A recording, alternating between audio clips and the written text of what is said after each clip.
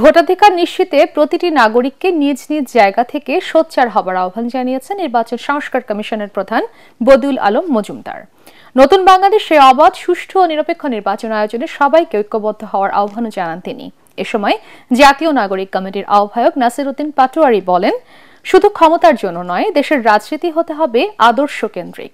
Report Oishi Goswami প্রমাণ। রাজধানীর কৃষিবিদ ইনস্টিটিউশনে অনুষ্ঠিত হয় ফোরাম ফর বাংলাদেশ স্টাডিজ আয়োজিত জাতীয় সংলাপ, যেখানে বিভিন্ন সেশনে আলোচনায় অংশ নেন বিভিন্ন শ্রেণী পেশার মানুষ। গণঅভ্যুত্থানের পর রাষ্ট্র সংস্কারে সবাইকে একযোগে কাজ করার তাগিদ দেন প্রায় সবাই। যারা আহত, যারা নিহত, তাদের পরিবার তারা কিভাবে চলছে সেটা নিয়ে আমাদের যথেষ্ট ভাবা হচ্ছে, তার ভাবার কোনো কারণ নেই।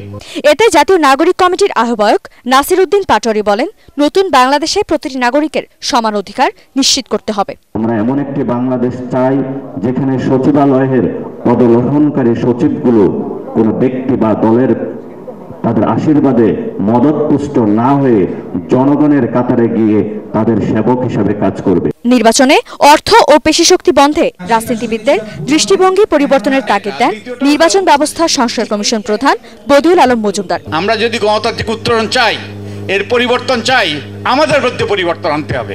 আমাদের মন মানসিকতা, আমাদের দৃষ্টিভঙ্গি, আমাদের রাজনীতিবিদদের মন মানসিকতা, দৃষ্টিভঙ্গি, বিশ্বত রাজনৈতিক সংস্কৃতির যদি পরিবর্তন হয়, তাহলেই এটার পরিবর্তন হবে।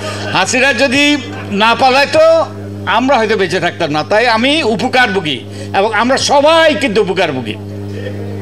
ওকে, তাই আমাদের সেই ঋণ শোধ করতে হবে। তাই আমাদের একতাবদ্ধ হইতে হবে।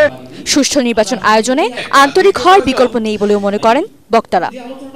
ঐশী গোস্বামী প্রমা, এটিএন বাংলা, ঢাকা।